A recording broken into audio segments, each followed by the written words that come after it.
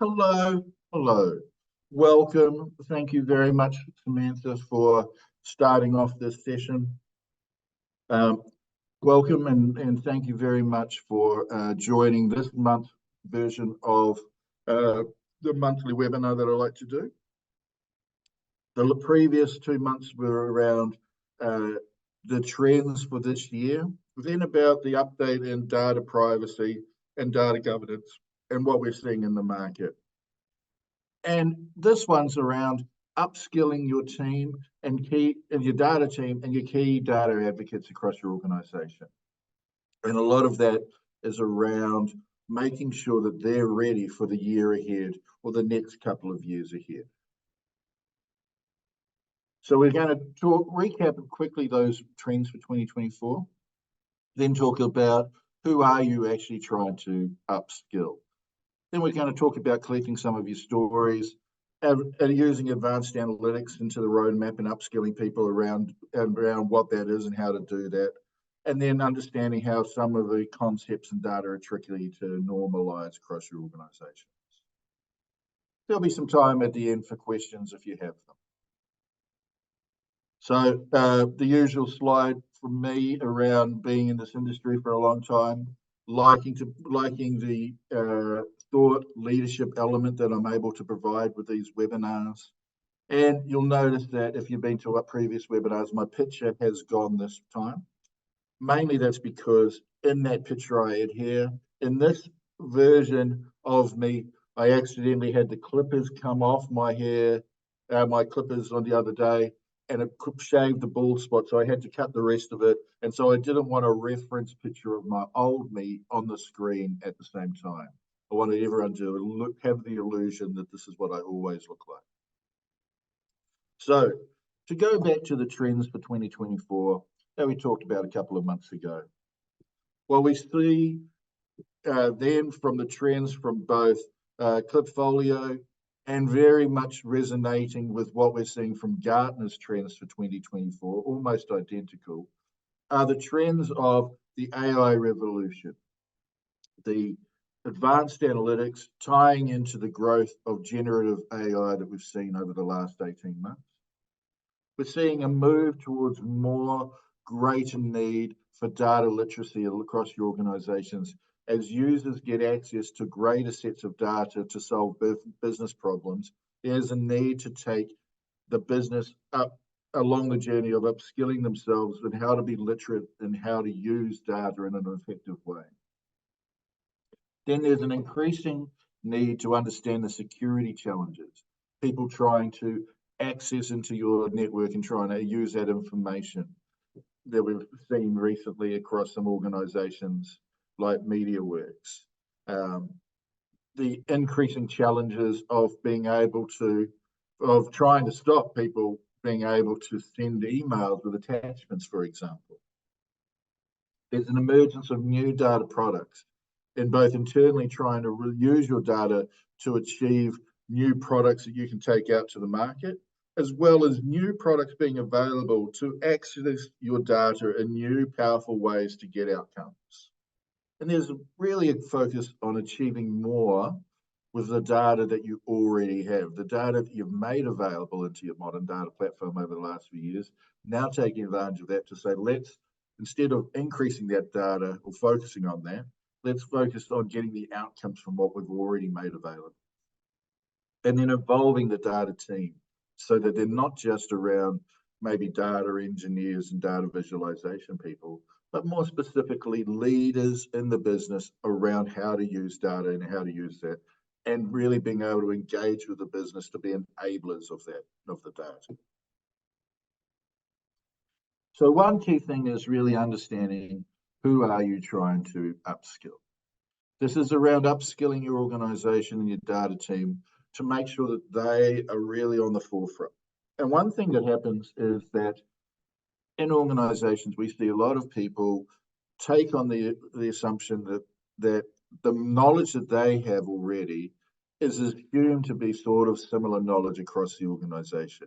If I know what generative AI is, probably others do as well. What we see is actually that there's quite a discrepancy around it. You might have some people who've recently been to a conference who may have heard a good news story from another organization who are trying to pitch themselves in a good light and say, that must be what it is. I want to do that. While others may be more practical minded and say, look, until I actually have my hands on it, I don't really know much about it and can do it. Others don't, just know that they've heard about it through their reading and want to know about it. But you've got to understand that you've got to take the people across your organization on a journey to be able to upskill them in their knowledge of what's even happening out there. So what you find is, or what we find when we talk to organizations, is there's this key component of understanding who is actually driving your business decisions around using data. Historically, what's happened is you may have had an executive team who's allocated funding for a year or 2 or 3 years to say, let's build our modern data platform. They may have been more at a high level, let's make sure we have a platform available to do things. And now they might be driving for more granular tactical elements that can come off that. So are they the ones driving your use of data? How you are tactically using data on a day-to-day basis?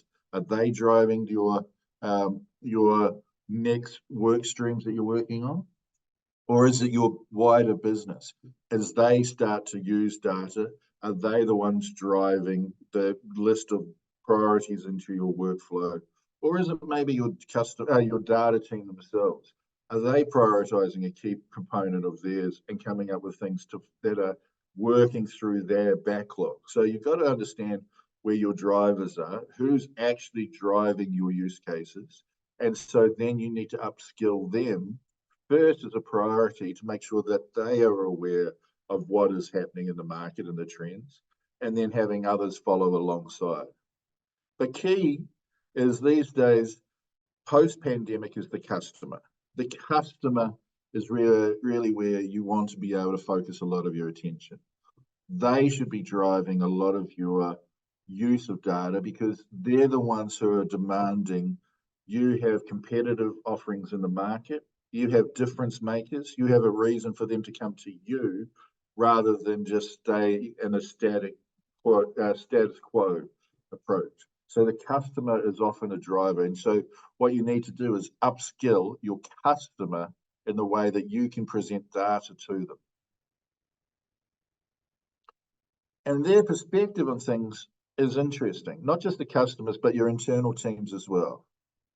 What we see is, this is some third-party work that's happened into understanding people's expectations with data, is that actually it's only a small amount of people who are actually quite liberal in being open to having data drive change in your organization.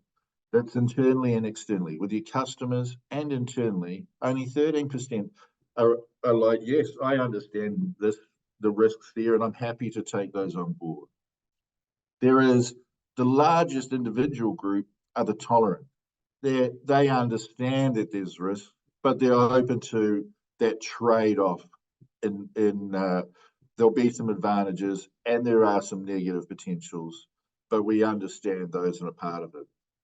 But more than 50% of people are either concerned or anxious in how you are potentially using data to differentiate yourself, approaching the market and actioning change. And so you really, when you're upskilling the customers and your own team internally, you've got to understand that you've got some barriers around upskilling, around their concern around what you're doing. It's not just a natural, let's assume that everyone's in this tolerant or liberal side, which we've seen a lot of roadmaps and a lot of planning is done on the assumption that the majority of people are in these camps, when in actual fact, a lot of them are back in this camp. And so you've got to upskill them in understanding what that means. Collecting your stories. And so, sorry, back on that one previously, what we do find is what is important to do is do some surveys across your customers and internally to find out where your organization and your customers fit within that liberal, tolerant, concerned, and anxious, so you can plan accordingly. One way that we find doing it is collecting your stories. Collecting your stories gives you a solid base of saying these are the types of things we have practically been able to do. Here are the wins. You don't want to be able to have them just assume that we're doing some things. You want to actually put these down as key actual wins that you're doing. That allows you to be able to talk to your stakeholders about those and have easier conversation. It allows you to talk to your customers about it and be able to push some of those wins and things that you're doing. And it allows you to help them overcome some of these concerns for the anxious and concerned and even the tolerant people, and make sure that they're engaged ahead of time to give you more chance of success.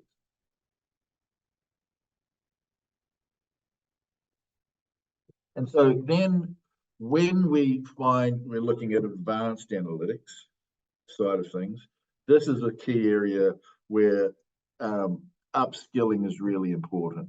Advanced analytics, or the descriptive, the discovery, the prescriptive, uh, and predictive types of stuff, as well as the generative AI now.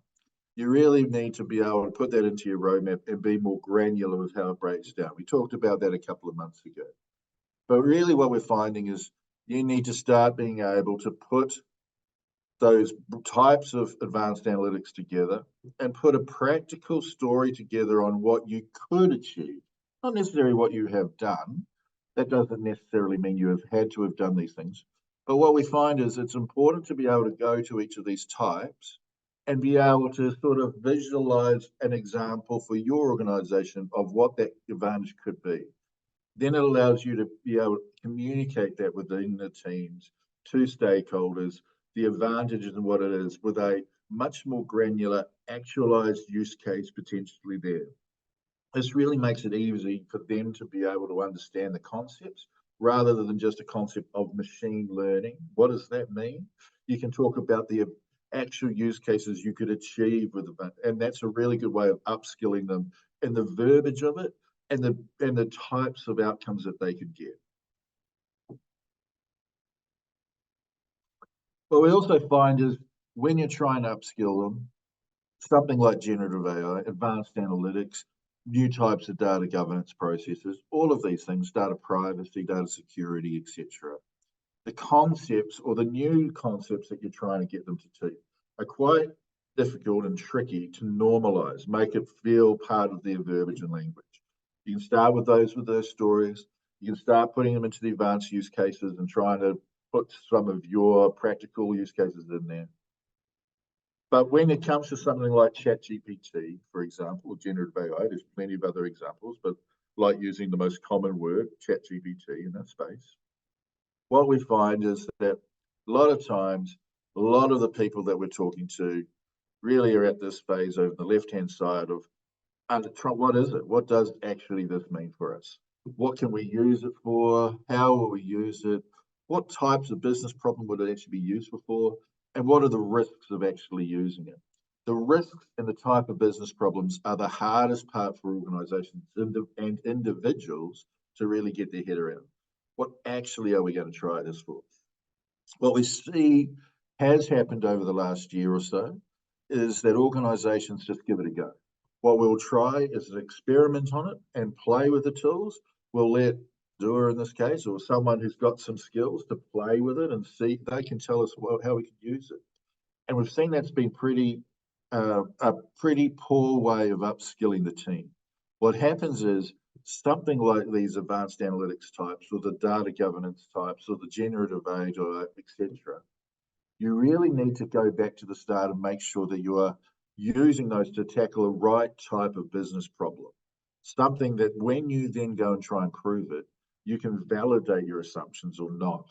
We find the ones where you go in and just give it a play don't end up actually being successful because you're not upskilling the team and actually practically how would we use this in the right way? Just technically, what steps would we do when we push the buttons? And so what happens is those ones where they just give me go are unsuccessful because they very much aren't then able to come back and say, it did what we were trying to achieve, because you haven't set up front what you were trying to achieve. So you need to upskill people's knowledge about what they're doing first by framing this up, then giving them the technical skills behind it to be able to actually try and achieve those problems, solve those problems. One thing that we've done is put together some frameworks. And I think this is an important thing for you and your organization to try, is putting a framework around these things. So it's not just the we'll give it a go and see what happens, but it's putting it together within some framework. So for example, if you're looking at the generative AI side of things, you might want to identify the business processes, the granular business processes that generative AI could supplement and improve and help with. Then you want to assess at that business problem process side, do we actually have the skills and experience to be able to do it? If we had 100 more resources, would they be able to solve this problem that way? Because you need to be able to have that to a degree. Because what it means is if you do have that, it means that you can understand the business problem enough to then validate back within if advanced analytics or generative AI, if the results are actually acceptable. If you don't have that experience and you just try something, then you won't be able to then validate it. If you don't know how you could do it manually, then it's not a good low-hanging fruit to try because you won't be able to assess if it actually did a good job. Then you need to review when you do use advanced analytics or generative AI, you need to be able to review those outputs to seeing if they are appropriate for that type of business problem that you identified at the start.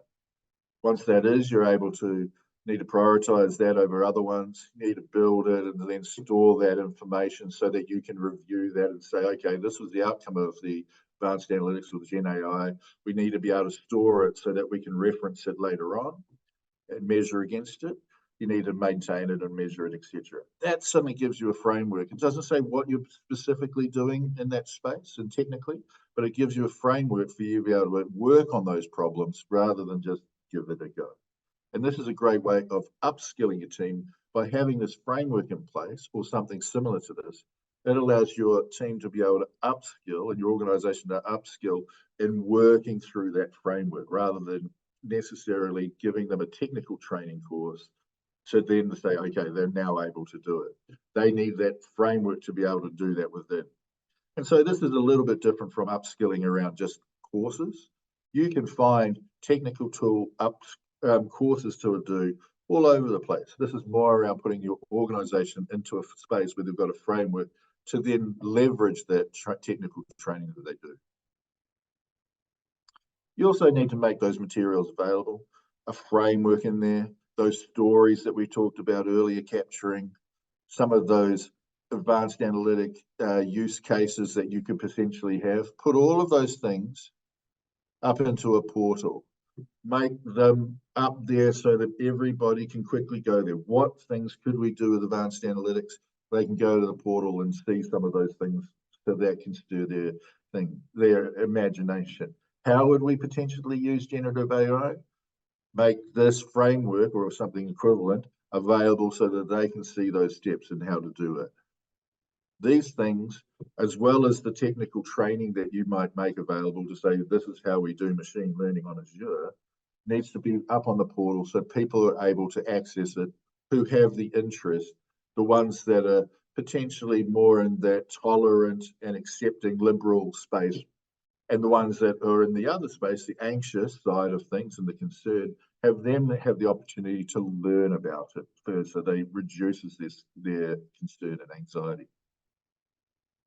So looking back at those trends that we talked about at the start, we have some other ways of upskilling in the space.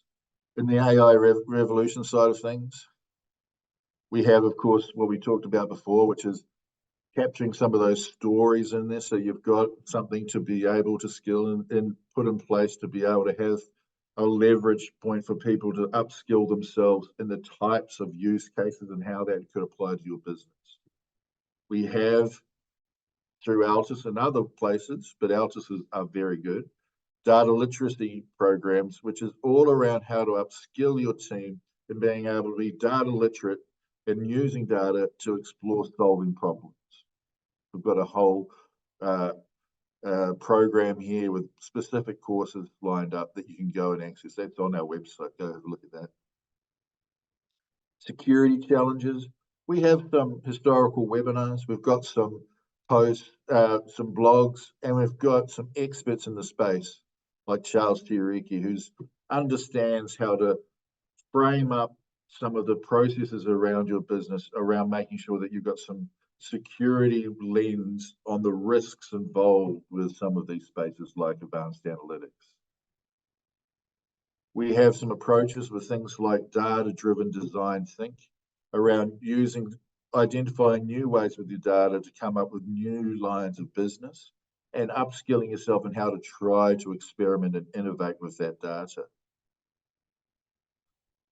Achieving more with less data is an opportunity to really be able to take your data sets existing, map them up on this board, and then be able to prioritize the outcomes using your existing data sets.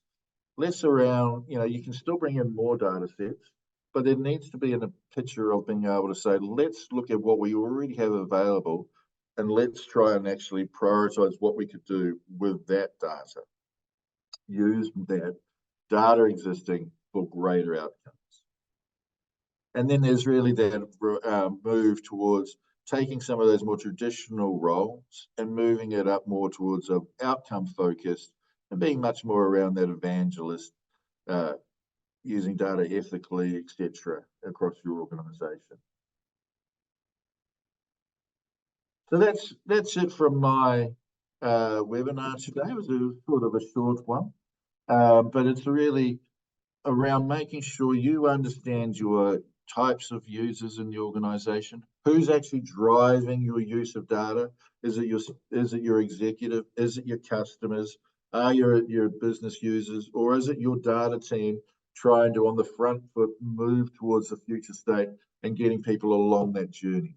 It's then making sure that you understand where people's concerns and anxieties are and making sure you upskill them appropriately by being able to capture some stories ready to present out to them and be able to then capture things like your advanced analytics use cases that you could try with that. And then it's really around making sure those things are available on a portal, getting technical training available there as well, data literacy training, for example, or concept or actual specific data tools, and making those available on the portal as well. And then going along those journeys to make sure you map the current trends around maximizing data outcomes with the data you got available to those users who are on different parts of their journey. Let me see if there's any questions here.